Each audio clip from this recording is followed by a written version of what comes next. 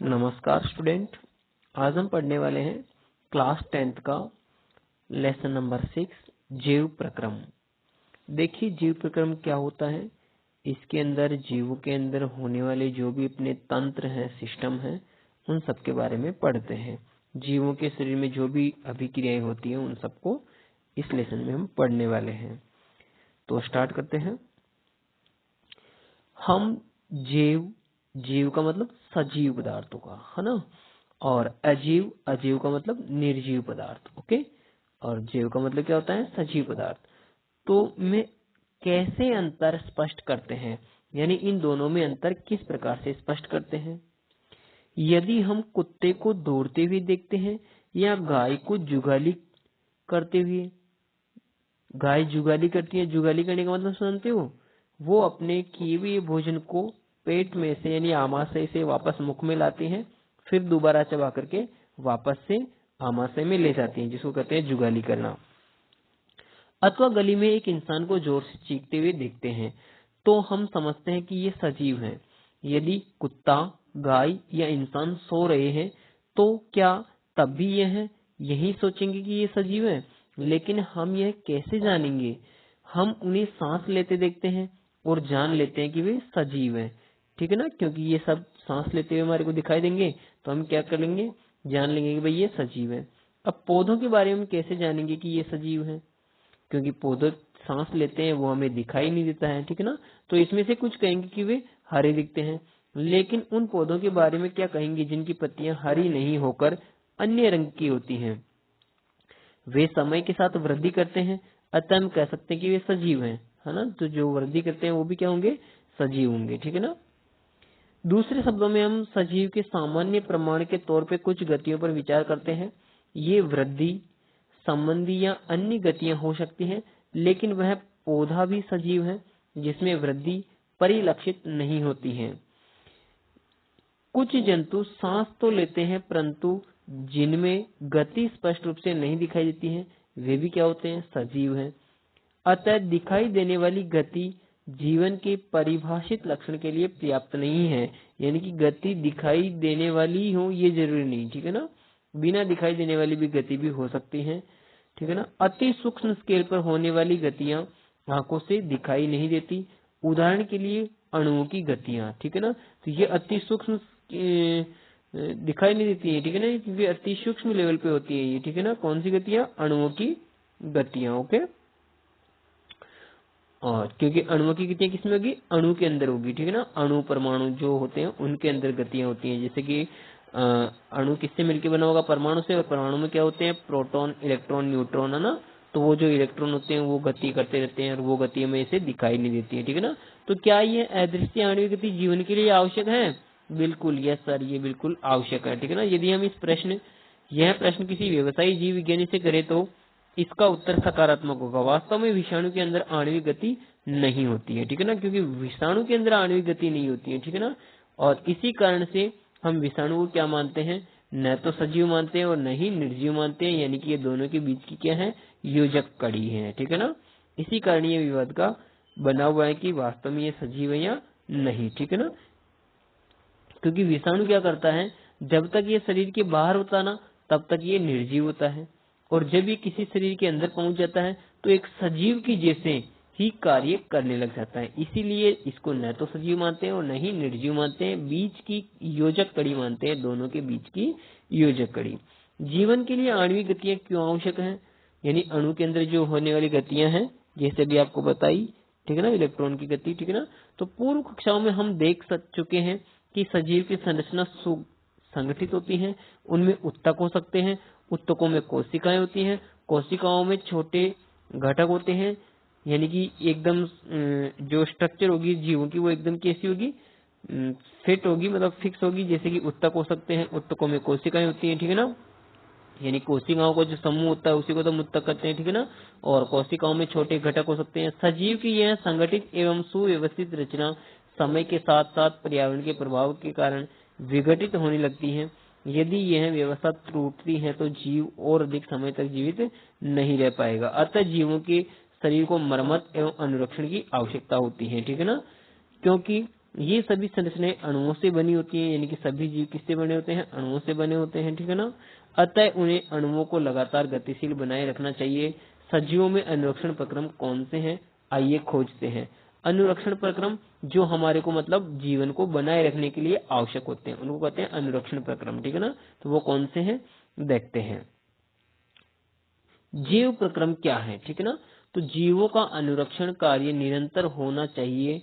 यह उस समय भी चलता रहता है जब वे कोई विशेष कार्य नहीं करते। जब हम सो रहे हों अथवा कक्षा में बैठे हों, उस समय भी यह अनुरक्षण का काम चलता रहना चाहिए। वे सभी प्रक्रम जो सम्मिलित रूप से अनुरक्षण का कार्य करते हैं जीव प्रक्रम कहलाते हैं। क्योंकि क्षति तथा टूट फूट रोकने के लिए अनुरक्षण प्रक्रम की आवश्यकता होती है, अतः इनके लिए उन्हें ऊर्जा की आवश्यकता होगी। यह ऊर्जा एकल जीव के शरीर के बाहर से आती है, इसलिए ऊर्जा के स्रोत का बाहर से जीव के शरीर में स्थानांतरण के लिए कोई प्रक्रम होना चाहिए। इस ऊर्जा के स्रोत को हम भोजन तथा शरीर के अंदर लेने के प्रक्रम को पोषण कहते हैं। यानी कि हमारे को जो एनर्जी मिलती है वो किससे मिलती है, ऊर्जा किससे मिलती है, भोजन से मिलती है। और भोजन को हम अंदर लेते हैं ना, इस प्रक्रम को क्या कहते हैं, पोषण कहते हैं। यदि जीव में शारीरिक वृद्धि होती है तो इसके लिए उसे बाहर से अतिरिक्त कच्ची सामग्री की भी आवश्यकता होती है, क्योंकि पृथ्वी पर जीवन कार्बन आधारित अणुओं पर निर्भर है। अतः अधिकांश खाद्य पदार्थ भी कार्बन आधारित है, यानी कार्बन से बने हुए हैं। और अपना शरीर भी किससे बना हुआ है, कार्बन से बना हुआ है। इन कार्बन स्रोतों की जटिलता के अनुसार विविध जीव भिन्न भिन्न प्रकार के पोषण प्रक्रम को प्रयुक्त करते हैं। क्योंकि पर्यावरण के किसी एक जीव के नियंत्रण में नहीं है, अतः ऊर्जा के ये बाह्य स्रोत विविध प्रकार के हो सकते हैं। शरीर के अंदर ऊर्जा के इन स्रोतों के विघटन या निर्माण, यानी कि ऊर्जा के स्रोत टूटते हैं या फिर इनका निर्माण की आवश्यकता होती है, जिससे अंततः ऊर्जा के एक समान स्रोत में परिवर्तन हो जानी चाहिए। यह विभिन्न आणविक गतियों के लिए एवं विभिन्न जीव शरीर के अनुरक्षण तथा शरीर की वृद्धि के लिए आवश्यक अणुओं के निर्माण में उपयोगी है। इसके लिए शरीर के अंदर रासायनिक क्रियाओं की एक श्रृंखला आवश्यकता है। उपचयन, अपचयन यानी कि ऑक्सीकरण और अपचयन, ठीक है ना। अभिक्रिया अणुओं की विघटन की कुछ सामान्य रासायनिक युक्तियां हैं। इसके लिए बहुत से जीव शरीर के बाहरी स्रोत से ऑक्सीजन प्रयुक्त करते हैं। शरीर के बाहर से ऑक्सीजन को ग्रहण करना तथा कोशिकीय आवश्यकता के अनुसार खाद्य स्रोत के विघटन में उसका उपयोग श्वसन कहलाता है। यानी कि श्वसन क्या है, देखिए श्वसन क्या है कि हम जो भोजन लेते हैं ना, उस भोजन से क्या बनता है, ग्लूकोज बन जाता है। और ग्लूकोज फिर क्या है, टूटता है। किसकी उपस्थिति में, ऑक्सीजन की उपस्थिति में क्या होता है, टूटता है। ऑक्सीजन की उपस्थिति में टूटता है, जिससे क्या बनती है, ऊर्जा बनती है। और इसी को हम क्या कहते हैं, श्वसन कहते हैं, ठीक है ना। देखो विघटन का मतलब क्या होता है, टूटना, ठीक है ना। और कौन टूटेगा, खाद्य स्रोत या खाद्य पदार्थ जो कि ग्लूकोज है वो टूटेगा। किसकी उपस्थिति में टूटेगा, ऑक्सीजन की उपस्थिति में टूटेगा, जिसको हम क्या कहेंगे, श्वसन कहेंगे। ओके। एक कोशिकीय जीव की पूरी सतह पर्यावरण के संपर्क में रहती है, अतः इन्हें भोजन ग्रहण करने के लिए, गैसों का आदान प्रदान करने के लिए या वर्ज्य पदार्थ के निष्कासन के लिए किसी विशेष अंग की आवश्यकता नहीं होती है, ठीक है ना। क्योंकि एक कोशिकीय जीव जो कि छोटे होते हैं ना, उनको क्या है कि बाहर से जस्ट टच रहती है उनकी सेल एनवायरनमेंट में। तो वो जो भी भोजन लेते हैं वो डायरेक्ट सेल के अंदर ले लेते हैं। और जो भी वर्ज्य पदार्थ का मतलब जो भी उनको बाहर निकालना होता है मटेरियल, उसको वो डायरेक्ट बाहर निकाल लेते हैं कोशिका से ही। लेकिन जब जीव के शरीर का आकार बढ़ता है तो शारीरिक अभिविकल्प जटिल होता जाता है। तब क्या होता है, यानी कि जो जैसे हम मल्टी सेलुलर ऑर्गेनिज्म, तो हमारा क्या होता है, यानी कि हमारे अंदर कोई भी पदार्थ हम खाएंगे, वापस से बाहर उसको शरीर से निकालेंगे, तो उसके लिए क्या होता है, डायरेक्ट नहीं निकाल सकते, उसके लिए पूरा एक क्या होता है, तंत्र होता है, सिस्टम होता है। बहुकोशिकीय जीवों में सभी कोशिकाएं अपने आसपास के पर्यावरण के सीधे संपर्क में नहीं रह सकती, अतः साधारण विसरण सभी कोशिकाओं की आवश्यकताओं की पूर्ति नहीं कर सकता। क्योंकि छोटे जीवों में जिनकी कोशिका डायरेक्ट वातावरण के टच में होती है, उनके अंदर विसरण से काम हो जाता है, यानी कि विसरण से वो पदार्थ बाहर निकलते हैं और विसरण से ही अंदर आते हैं। हम पहले भी देख चुके हैं कि बहुकोशिकीय जीवों में विभिन्न कार्यों को करने के लिए भिन्न भिन्न एवं विशिष्टीकृत हो जाते हैं। हम इन विशिष्टीकृत ऊतकों से तथा जीव के शरीर में उनके संगठन से परिचित हैं। अतः इसमें कोई आश्चर्य नहीं है कि भोजन तथा ऑक्सीजन का अंतर्ग्रहण भी विशिष्टीकृत ऊतकों का कार्य है। यानी कि भोजन जो हम लेते हैं अंदर वो विशिष्टीकृत ऊतकों के द्वारा लेते हैं, भोजन और ऑक्सीजन दोनों को ही। परंतु इससे एक समस्या पैदा होती है कि यद्यपि भोजन एवं ऑक्सीजन का अंतर्ग्रहण का मतलब होता है अंदर ग्रहण करना, कुछ विशिष्ट अंगों द्वारा ही होता है, परंतु शरीर के सभी भागों को इनकी आवश्यकता होती है। इस स्थिति में भोजन एवं ऑक्सीजन को एक स्थान से दूसरे स्थान पर ले जाने के लिए वहन तंत्र की आवश्यकता होती है, क्योंकि अब भोजन जो लेंगे वो आमाशय में जाएगा और ऑक्सीजन जो लेंगे वो फेफड़ों में जाएगी। अब वहां से ऑक्सीजन को फेफड़ों से पूरे शरीर में पहुंचाने के लिए कोई एक तंत्र चाहिए, जिसको हम क्या कहते हैं, वहन तंत्र कहते हैं, ठीक है ना। ऐसे ही भोजन को आमाशय से लेकर के पूरे शरीर में ले जाने के लिए क्या चाहिए, एक वहन तंत्र चाहिए। ऑक्सीजन को भी फेफड़ों से ले जाने के लिए क्या चाहिए, वहन तंत्र चाहिए। जब रासायनिक अभिक्रियाओं में कार्बन स्रोत तथा ऑक्सीजन का उपयोग ऊर्जा प्राप्ति के लिए होता है, तब ऐसे उत्पाद भी बनते हैं जो शरीर की कोशिकाओं के लिए न केवल उपयोगी होते हैं बल्कि वे हानिकारक भी हो सकते हैं। इन अपशिष्ट उत्पादों को शरीर से बाहर निकालना अति आवश्यक होता है। इस प्रक्रम को हम उत्सर्जन कहते हैं। यानी कि हमारे शरीर के अंदर जो भी मटेरियल बनेगा जो हमारे लिए हानिकारक है, तो उसको हम बाहर निकालते हैं, और बाहर निकालने की जो प्रोसेस होती है, प्रक्रिया होती है, उसको हम क्या कहते हैं, उत्सर्जन कहते हैं। यदि बहुकोशी के जीवों में शरीर अभिकल्पना के मूल नियमों का पालन किया जाता है तो उत्सर्जन के लिए विशिष्ट ऊतक विकसित हो जाएगा। इसका अर्थ है कि परिवहन तंत्र की आवश्यकता अपशिष्ट पदार्थों को कोशिका से इस उत्सर्जन ऊतक तक पहुंचाने की होगी। यानी कि ये जो वहन तंत्र क्या करता है, जहां पे अपशिष्ट पदार्थ बनता है वहां से इसको वहन करके कहां तक लाता है, जहां पर जो ऊतक इसको बाहर निकालेगा या उत्सर्जन करेगा उस ऊतक तक ये पहुंचाता है। आइए हम एक जीवन का अनुरक्षण करने वाले आवश्यक प्रक्रमों के बारे में एक एक पर विचार करते हैं। हम एक एक प्रक्रम को डिटेल से पढ़ेंगे। जैसे सबसे पहला जो प्रक्रम है वो है पोषण, ठीक है ना। तो हम पोषण को पढ़ने वाले हैं। जब हम टहलते हैं या साइकिल की सवारी करते हैं तो हम ऊर्जा का उपयोग करते हैं। देखिए, हम कोई भी काम करें उसमें किसकी आवश्यकता होती है, ऊर्जा की आवश्यकता होती है, ठीक है ना। उसमें किसकी आवश्यकता होगी, ऊर्जा की आवश्यकता होगी। उस स्थिति में भी जब हम कोई आभासी क्रियाकलाप नहीं करते हैं, हमारे शरीर में क्रम की स्थिति के अनुरक्षण के लिए ऊर्जा की आवश्यकता होती है। लेकिन जब हम कोई काम नहीं करें तब भी हमारी बॉडी को क्या चाहिए, एनर्जी की आवश्यकता होती है, ऊर्जा की आवश्यकता होती है, क्योंकि अपने शरीर को सही व्यवस्थित बनाए रखने के लिए, सभी क्रियाएं स्टार्ट रखने के लिए, जैसे वृद्धि, विकास, प्रोटीन संश्लेषण आदि में हमें बाहर से भी पदार्थों की आवश्यकता होती है। यह ऊर्जा का स्रोत तथा पदार्थ जो हम खाते हैं वह भोजन है, ठीक है ना। यानी हम भोजन बाहर से लेते हैं। सजीव अपना भोजन कैसे प्राप्त करते हैं, सभी जीवों में ऊर्जा तथा पदार्थ की सामान्य आवश्यकता होती है, लेकिन इसकी आपूर्ति विभिन्न विधियों से होती है। यानी कि हम जो पदार्थ बाहर से लेते हैं वो किस किस विधियों से लेते हैं, अनेक विधियों से लेते हैं। कुछ जीव अकार्बनिक स्रोतों से कार्बन डाइऑक्साइड तथा जल के रूप में सरल पदार्थ प्राप्त करते हैं। ये जीव स्वपोषी हैं, जिनमें सभी हरे पौधे तथा कुछ जीवाणु शामिल होते हैं। देखिए, ऐसे पेड़ पौधे या ऐसे जीव जो कार्बन डाइऑक्साइड और जल से क्या बना लेते हैं, अपना खुद का भोजन बना लेते हैं, उनको हम क्या कहते हैं, स्वपोषी कहते हैं, ठीक है ना। और उनके अंदर कौन कौन आ जाएगा, उसके अंदर आ जाएंगे जैसे कि सभी पेड़ पौधे और कुछ जीवाणु, ठीक है ना।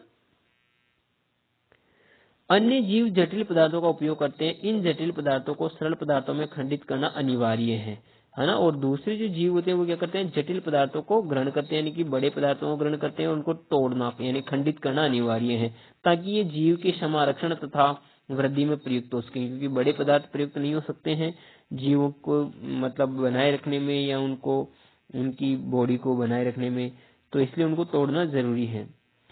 इसे प्राप्त करने के लिए यानी कि उनको तोड़ने के लिए और वृद्धि में प्रयुक्त करने के लिए जैव उत्प्रेरक का उपयोग करते हैं, जिन्हें एंजाइम कहते हैं। यानी एंजाइम की हेल्प से उन बड़े पदार्थों को तोड़ेंगे। अतः विषमपोषी उत्तरजीविता के लिए प्रत्यक्ष या परोक्ष रूप से स्वपोषी पर आश्रित होते हैं। जंतु तथा कवक इसी प्रकार के विषमपोषी जीवों में सम्मिलित होते हैं। तो देखिए विषमपोषी जीव हम किसे कहेंगे? विषमपोषी जीव उसे कहेंगे जो क्या कर सकता है, दूसरे जीवों से भोजन लेता है, ठीक है ना। विषमपोषी का मतलब क्या होगा, दूसरे जीवों से भोजन लेता है। अब देखिए स्वपोषी, स्वपोषी उसे कहते हैं जो क्या करता है, स्वयं भोजन बनाता है, ठीक है ना। अपना भोजन क्या करता है, स्वयं बनाता है, उसे क्या कहते हैं, स्वपोषी पोषण कहते हैं। तो देखते हैं इसको। स्वपोषी जीव की कार्बन तथा ऊर्जा की आवश्यकताएं प्रकाश संश्लेषण द्वारा पूरी होती हैं। यह वह प्रक्रम है जिसमें स्वपोषी बाहर से लिए गए पदार्थों को ऊर्जा संचित रूप में परिवर्तित कर देता है। ये पदार्थ कार्बन डाइऑक्साइड तथा जल के रूप में लिए जाते हैं, जो सूर्य के प्रकाश तथा क्लोरोफिल की उपस्थिति में कार्बोहाइड्रेट में परिवर्तित कर दिए जाते हैं। देखो यहाँ पे 4 पदार्थ हैं और उन 4 पदार्थ से क्या बनाएंगे, ये कार्बोहाइड्रेट बनाएंगे। और वो 4 पदार्थ कौन कौन से हैं, देखिए पहला तो पदार्थ है कार्बन डाइऑक्साइड, ठीक है ना। दूसरा पदार्थ है जल, ठीक है ना। तीसरा पदार्थ है सूर्य का प्रकाश, ठीक है ना, इससे उसको ऊर्जा मिलेगी। और चौथा पदार्थ है क्लोरोफिल। इस चारों पदार्थ को मिलाकर के ये क्या बना लेंगे, कार्बोहाइड्रेट बना लेंगे। और ये कार्बोहाइड्रेट ही क्या होता है, भोजन होता है, ठीक है ना। कार्बोहाइड्रेट पौधों को ऊर्जा प्रदान करने में प्रयुक्त होता है। अगले अनुभाग में हम अध्ययन करेंगे कि यह कैसे होता है। जो कार्बोहाइड्रेट तुरंत प्रयुक्त नहीं होते हैं उन्हें मंड के रूप में संचित कर लिया जाता है, यानी कि जो एक्स्ट्रा कार्बोहाइड्रेट होता है उसको मंड के रूप में क्या कर लेंगे, संचित कर लेंगे, यानी कि स्टोर कर लेंगे। यह रक्षित आंतरिक ऊर्जा की तरह कार्य करेगा तथा पौधे द्वारा आवश्यकता अनुसार प्रयुक्त कर लिया जाएगा। और जो स्टोर कर लिया जाएगा उसको फिर बाद में आवश्यकता अनुसार उपयोग में कर लेते हैं। क्योंकि ये जो प्रकाश संश्लेषण की क्रिया है, यानी कि ये जो भोजन बनाने की क्रिया है, ये दिन में संपन्न होती है, क्योंकि सूर्य का प्रकाश कब होता है, दिन में होता है। कुछ इसी तरह की स्थिति हमारे अंदर भी देखी जाती है। हमारे द्वारा खाए गए भोजन में प्रयुक्त ऊर्जा का कुछ भाग हमारे शरीर में ग्लाइकोजन के रूप में संचित रहता है। तो हमारे शरीर के अंदर भी जो खाद्य पदार्थ है वो संचित रहता है, लेकिन वो कौन सी फॉर्म में रहता है, ग्लाइकोजन की फॉर्म में संचित रहता है। जबकि पेड़ पौधों के अंदर किस फॉर्म में रहता है, मंड की फॉर्म में वो संचित रहता है, यानी स्टोर रहता है। जबकि अपने अंदर संचित किस में रहेगा, ग्लाइकोजन की फॉर्म में संचित रहेगा। कौन, यही भोज्य पदार्थ, ठीक है ना। अब देखिए ये डायग्राम बना रखा था इधर पत्ती का, ठीक है ना। ये किसका डायग्राम बना रखा था, यहाँ पे एक पत्ती का डायग्राम बना रखा था, ठीक है ना। ये पत्ती का डायग्राम है और ये पत्ती की क्या बता रखी है, यहाँ पे मोटाई बता रखी है, ठीक है ना। ये जो दिखा रखा है ना, इसी को जूम करके यहाँ पे बनाया हुआ है, ठीक है ना। तो इसकी ये एक एक कोशिका दिखाई दे रही है कि पत्ती में इस प्रकार की कोशिकाएं होती हैं, ठीक है ना। और ये ग्रीन कलर का इसमें क्या दिखाई दे रहा है, क्लोरोफिल है, ठीक है ना। और बीच में इसमें खालिस्तान भी होता है जिसको हम वायु कोश कह सकते हैं, ठीक है ना। अब देखिए इसके अंदर भोजन कैसे बनता है, यानी कि जिसको हम प्रकाश संश्लेषण की प्रक्रिया कहते हैं, तो वो क्या होती है, ठीक है ना। तो देखो 6CO2 का मतलब कार्बन डाइऑक्साइड के 6 अणु काम में आएंगे। जल यानी H2O उसके 12 अणु काम में आएंगे। और ये दोनों ही रिएक्शन करेंगे आपस में, किसकी उपस्थिति में, क्लोरोफिल की उपस्थिति में और सूर्य के प्रकाश में। और क्लोरोफिल कहाँ पे होगा, पत्तियों के अंदर होगा। और क्या बन जाएगा, ग्लूकोज बन जाएगा। और ग्लूकोज का फॉर्मूला क्या होता है, C6H12O6, ये ग्लूकोज का फॉर्मूला होता है। इसके साथ में क्या बनती है, ऑक्सीजन बनती है। और ऑक्सीजन के कितने मॉलिक्यूल बनेंगे, कितने अणु बनेंगे, 6 अणु बनेंगे। और साथ में जल के भी 6 अणु बनेंगे। तो इसीलिए हम कहते हैं कि पेड़ पौधे क्या बनाते हैं, ऑक्सीजन बनाते हैं, क्योंकि जब ये भोजन बनाते हैं तो ऑक्सीजन भी बाहर निकल जाती है और क्या बन जाता है, भोजन बन जाता है, यानी कि ये ग्लूकोज बन जाता है, ठीक है ना। यस, तो ये आपको इसी प्रकार से याद रखनी है समीकरण। अब हम देखते हैं कि प्रकाश संश्लेषण प्रक्रम में वास्तव में क्या होता है। इस प्रक्रम के दौरान निम्नलिखित घटनाएं होती हैं, यानी कि जो प्रकाश संश्लेषण प्रक्रम है उस प्रकाश संश्लेषण प्रक्रम में क्या क्या होता है वो अब हम देखने वाले हैं। देखिए क्या क्या होता है प्रकाश संश्लेषण में। देखो क्लोरोफिल द्वारा प्रकाश ऊर्जा को अवशोषित करना, यानी क्लोरोफिल क्या करता है, प्रकाश ऊर्जा को अवशोषित करता है, पहली बात। दूसरी बात इसमें क्या होती है कि प्रकाश ऊर्जा को रासायनिक ऊर्जा में रूपांतरित करना तथा जल के अणु का हाइड्रोजन तथा ऑक्सीजन में अपघटन। यानी क्या होता है, जो प्रकाश ऊर्जा होती है उसका किसमें चेंज होता है, रासायनिक ऊर्जा में रूपांतरण हो जाता है, यानी कि प्रकाश ऊर्जा से क्या बनेगी, रासायनिक ऊर्जा बनेगी, है ना। और रासायनिक ऊर्जा में क्या होता है, फिर जल का अणु जो है वो टूटेगा हाइड्रोजन और ऑक्सीजन में। और तीसरा पॉइंट है कि कार्बन डाइऑक्साइड का कार्बोहाइड्रेट में अपचयन, यानी कार्बन डाइऑक्साइड जो इसमें काम में आ रही थी, ये वाली कार्बन डाइऑक्साइड, इससे क्या बनेगा, इस कार्बन डाइऑक्साइड से क्या बनेगा, इस कार्बन डाइऑक्साइड से क्या बन जाएगा, इस कार्बन डाइऑक्साइड से बन जाएगा ग्लूकोज। ओके, यह आवश्यक नहीं कि ये चरण तत्काल एक के बाद दूसरा हो, यानी कि ये जो स्टेप हमने 3 स्टेप पढ़े थे, ये तीनों स्टेप जरूरी नहीं कि एक के बाद एक ऐसे ही हो, जस्ट, है ना। उदाहरण के लिए मरुद्भिद पौधे रात्रि में कार्बन डाइऑक्साइड लेते हैं, है ना। जैसे कि उदाहरण ले रहे हैं, उदाहरण के लिए मरुद्भिद पौधे क्या करते हैं, रात्रि में क्या करते हैं, कार्बन डाइऑक्साइड लेते हैं और एक मध्यस्थ उत्पाद बनाते हैं। दिन में क्लोरोफिल ऊर्जा अवशोषित करके अंतिम उत्पाद बनाता है ना। तो इस प्रकार से मतलब जरूरी नहीं कि ये स्टेप बाय स्टेप ही हो, ठीक है ना। मतलब दिन में वो प्रकाश को स्टोर भी कर सकते हैं, ठीक है ना, और बाद में वो भोजन बना सकते हैं। लेकिन कुल मिलाकर के क्लोरोफिल ऊर्जा अवशोषित करके अंतिम उत्पाद बनाता है। आइए हम देखते हैं कि उपरोक्त अभिक्रिया का प्रत्येक घटक प्रकाश संश्लेषण के लिए किस प्रकार आवश्यक है। यदि आप ध्यानपूर्वक एक पत्ती के अनुप्रस्थ काट का मतलब उसको काट करके माइक्रोस्कोप में यानी सूक्ष्मदर्शी में देखना है,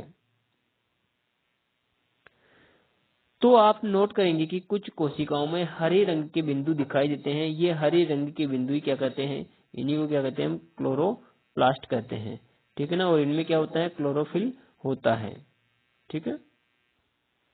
आइए हम एक क्रियाकलाप करते हैं जो दर्शाता है कि प्रकाश संश्लेषण के लिए क्लोरोफिल क्यों आवश्यक है। तो वैसे देखिए, आप अगर पत्ती में देखोगे तो इस प्रकार से आपको ग्रीन ग्रीन पूरी पत्ती ग्रीन दिखाई देगी, और वो ग्रीन किसकी वजह से दिख रही है, क्लोरोफिल की वजह से, ठीक है ना। तो ये तो एक इसमें प्रयोग कर रखा है। अब देखिए, ये क्या है, एक पत्ती है ना, और पत्ती के अंदर क्या दिखा रखा है, यहाँ पे हमारे को पत्ती के अंदर जो छोटे छोटे छेद होते हैं वो दिखा रखे हैं, पोर, जिनको हम कह सकते हैं रंध्र, ठीक है ना। और जिनसे क्या लेते हैं, गैसों का आदान प्रदान होता है, ऑक्सीजन बाहर निकलती है और कार्बन डाइऑक्साइड अंदर आती है, ठीक है ना। तो ये इस प्रकार के होते हैं। ये जो रंध्र दिखा रखा है ये कैसा है, खुला हुआ रंध्र है, और ये कैसा है, बंद रंध्र है, ठीक है ना। ये बंद हो रखा है, यानी कि इससे गैसों का एक्सचेंज नहीं होगा, और इससे गैसों का एक्सचेंज होगा, यानी कि ऑक्सीजन, है ना, और कार्बन डाइऑक्साइड आदान प्रदान होगा। इससे आदान प्रदान नहीं हो पाएगा क्योंकि ये बंद है। अब हम अध्ययन करते हैं कि पौधे कार्बन डाइऑक्साइड कैसे प्राप्त करते हैं। कक्षा 9 में हमने रंध्र की संरचना, रंध्र की चर्चा की थी, जो कि यहाँ पे डायग्राम में बता रखा है, जो पत्ती की सतह पर सूक्ष्म छिद्र होते हैं, ठीक है ना। प्रकाश संश्लेषण के लिए गैसों का अधिकांश जो आदान प्रदान होता है वो इन्हीं छिद्रों के द्वारा होता है, ठीक है ना। लेकिन यहाँ यह जानना भी आवश्यक है कि गैसों का आदान प्रदान तने, जड़ और पत्तियों की सतह से भी होता है। इन रंध्रों से पर्याप्त मात्रा में जल की हानि भी होती है, ठीक है ना। यानी कि इन रंध्रों से जल भी बाहर निकल जाता है गैसों के साथ साथ, ठीक है ना। इन रंध्रों से पर्याप्त मात्रा में जल की हानि होती है। अतः जब प्रकाश संश्लेषण के लिए कार्बन डाइऑक्साइड की आवश्यकता नहीं होती है, तब इन पौधों का छिद्रों को बंद कर देता है। छिद्रों का खुलना और बंद होना द्वार कोशिकाओं का एक कार्य है, यानी कि इन छिद्रों को खोलने का और बंद करने का कार्य कौन करती हैं, द्वार कोशिकाएं। और द्वार कोशिकाएं कौन सी है, जो इसमें आपके पास ये दो पीले कलर की जो कोशिकाएं दिख रही हैं, ये पीले कलर की कोशिकाएं क्या हैं, द्वार कोशिकाएं हैं, ये वाली, ये पीले कलर की कोशिकाएं, ठीक है ना। यस, तो ये द्वार कोशिकाएं क्या करती हैं, रंध्रों को खोलती हैं और बंद करती हैं। तो देखिए किस प्रकार से कार्य होता है कि द्वार कोशिकाओं में जब जल अंदर जाता है तो वे फूल जाती हैं और रंध्र का छिद्र खुल जाता है। इसी तरह जब द्वार कोशिकाएं सिकुड़ती हैं तो छिद्र बंद हो जाता है, यानी कि खोलने और बंद करने का काम ये द्वार कोशिकाएं करती हैं, ठीक है ना। और ये एक प्रयोग कर रखा है जिसमें क्या दर्शाया गया है कि इन पत्तियों के जो रंध्र होते हैं उनसे जल बाहर निकलता है ना, वाष्प बन करके बाहर निकलता रहता है, जिसको हम वाष्पोत्सर्जन कहेंगे।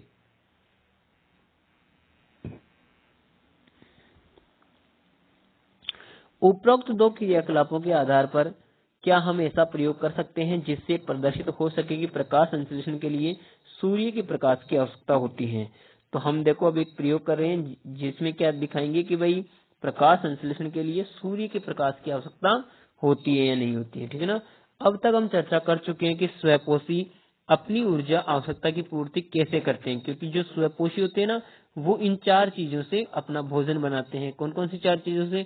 जल, और क्या, कार्बन डाइऑक्साइड, प्रकाश और क्लोरोफिल, ठीक है ना। लेकिन उन्हें भी अपने शरीर के निर्माण के लिए अन्य कच्ची सामग्री की आवश्यकता होती है, ठीक है ना। यानी कि ये भोजन तो बना लेंगे लेकिन और भी जो अन्य बॉडी बनानी है, उनका शरीर बनाना है, तो उसके लिए कच्चे निर्माण की आवश्यकता होती है। स्थलीय पौधे प्रकाश संश्लेषण के लिए आवश्यक जल की पूर्ति जड़ों द्वारा मिट्टी में उपस्थित जल के अवशोषण से करते हैं। यानी कि जो स्थल में जो पौधे पाए जाते हैं वो कैसे अपनी पानी की पूर्ति करते हैं? जड़ के द्वारा वो मिट्टी में जो पानी होता है उसको सोख लेते हैं। नाइट्रोजन, फास्फोरस, लोहा तथा मैग्नीशियम सरीखे अन्य पदार्थ भी मिट्टी से लिए जाते हैं। नाइट्रोजन एक आवश्यक तत्व है जिसका उपयोग प्रोटीन तथा अन्य यौगिकों के संश्लेषण में किया जाता है। यानी कि प्रोटीन बनाने के लिए नाइट्रोजन का उपयोग होता है और नाइट्रोजन पौधों के लिए चाहिए। इसे अकार्बनिक नाइट्रेट का नाइट्राइट के रूप में लिया जाता है। यानी नाइट्रोजन का जो उपयोग किया जाता है वो डायरेक्ट इसी फॉर्म में नहीं करके किस फॉर्म में किया जाता है? नाइट्रेट या फिर नाइट्राइट के रूप में। इन्हें उन कार्बनिक पदार्थों के रूप में लिया जाता है जिन्हें जीवाणु वायुमंडलीय नाइट्रोजन से बनाते हैं। यानी कि वायुमंडलीय नाइट्रोजन का हम डायरेक्ट यूज नहीं कर सकते हैं ये पेड़ पौधे, और किस फॉर्म में करते हैं? नाइट्रोजन के यौगिकों के रूप में, जैसे कि नाइट्रेट और नाइट्राइट। ये तो ये स्वपोषण की बात, यानी कि स्वपोषण में क्या हो जाता है? ये पौधे स्वयं भोजन बनाते हैं। अब विषम पोषण की बात करें तो देखिए विषम पोषण क्या होता है? विषम पोषण का मतलब होता है कि भाई ये भोजन खुद नहीं बनाएंगे और दूसरों से लेंगे, यानी कि पेड़ पौधों से लेंगे, ठीक है ना। तो प्रत्येक जीव अपने पर्यावरण के लिए अनुकूलित है। भोजन के स्वरूप एवं उपलब्धता के आधार पर पोषण की विधि विभिन्न प्रकार की हो सकती है। इसके अतिरिक्त यह जीव के भोजन ग्रहण करने के ढंग पर भी निर्भर करती है। उदाहरण के लिए यदि भोजन स्रोत अचल है, अचल का मतलब जो हिलता नहीं है, जैसे कि घास, या गतिशील है जैसे कि हिरण, तो हिरण हिल सकता है, इधर उधर जा सकता है भोजन को तलाशने के लिए। दोनों प्रकार के भोजन का अभिगमन का तरीका भिन्न भिन्न है। यानी अभिगमन यानी कि वो भोजन की तलाश अलग अलग तरीके से कर सकते हैं। गाय व शेर किस पोषक उपकरण का उपयोग करते हैं? ठीक है ना। तो गाय क्या खाती है? घास खाती है, जबकि शेर घास नहीं खाता ना, शेर मांस खाता है। तो जीव अलग अलग है इनका तरीका, ठीक है ना। जीवों द्वारा भोजन ग्रहण करने और उनके उपयोग करने की अनेक युक्तियां हैं। कुछ जीव भोज्य पदार्थों का विघटन शरीर के बाहर ही कर देते हैं और तब उनका अवशोषण करते हैं। फफूंद, यीस्ट, मशरूम आदि का कवक के रूप में, कवक इसके उदाहरण है ना। यानी फफूंद, यीस्ट, मशरूम आदि कवक इसके उदाहरण है, ठीक है ना। अन्य जीव संपूर्ण भोज्य पदार्थों का अंतर्ग्रहण करते हैं तब उनका पाचन शरीर के अंदर होता है। यानी कि ये जो फफूंद है, यीस्ट और मशरूम है ना, और कवक, ये क्या करते हैं? शरीर के बाहरी भोज्य पदार्थों का अपघटन कर देते हैं और पचा देते हैं, ठीक है ना। और जबकि जो दूसरे जीव होते हैं वो क्या करते हैं? उसका भोजन का पाचन शरीर के अंदर करते हैं। जैसे हम बात करें अमीबा की, तो ये अमीबा का डायग्राम बताया हुआ है, इधर अमीबा का चित्र बनाया हुआ है जो अपनी आकृति चेंज कर सकता है और ये समुद्र में पाया जाता है, पानी के अंदर। जीव द्वारा किस भोजन का अंतर्ग्रहण किया जाए तथा उसके पाचन की विधि उसके शरीर की अभिकल्पना तथा कार्यशैली पर निर्भर करता है। घास, फल, कीट, मछली या मृत खरगोश खाने वाले जंतुओं के अंदर के बारे में आप क्या सोचते हैं? कुछ अन्य जीव पौधों को और जंतुओं को बिना मारे उनसे भोजन प्राप्त करते हैं। यह पोषक युक्ति अमरबेल, किलनी, जूं, लीच और फीताकृमि सरीखे बहुत से जीवों द्वारा प्रयुक्त होती हैं। यानी कि देखिए ये सारे जीव कैसे हो गए? ये ऐसे जीव हो गए जो दूसरों से अपना भोजन ग्रहण करते हैं। जीव अपना पोषण कैसे करते हैं? यानी कि बाहर से भोजन अब अंदर ग्रहण कर रहे हैं, इस प्रोसेस जो कहेंगे पोषण, है ना। तो पोषण कैसे ग्रहण करते हैं वो देखिए। क्योंकि भोजन और उसके अंतर्ग्रहण की विधि भिन्न है, अतः विभिन्न जीवों में पाचन तंत्र भी भिन्न भिन्न होता है। यानी कि पचाने के लिए जो तंत्र होता है वो भी अलग अलग होता है। एक कोशिक जीवों में भोजन की संपूर्ण सतह से लिया जाता है, लेकिन जीव की जटिलता बढ़ने के साथ कार्य करने वाले अंग विशिष्ट हो जाते हैं। उदाहरण के लिए अमीबा एक कोशिक सतह से अंगुली जैसे अस्थायी प्रवर्ध की मदद से भोजन ग्रहण करता है। यह प्रवर्ध भोजन के कणों को घेर लेता है तथा संग्रहित होकर खाद्य रिक्तिका बनाते हैं। खाद्य रिक्तिका के अंदर जटिल पदार्थों का विघटन सरल पदार्थों में किया जाता है और वे कोशिका द्रव्य में विस्तृत हो जाते हैं।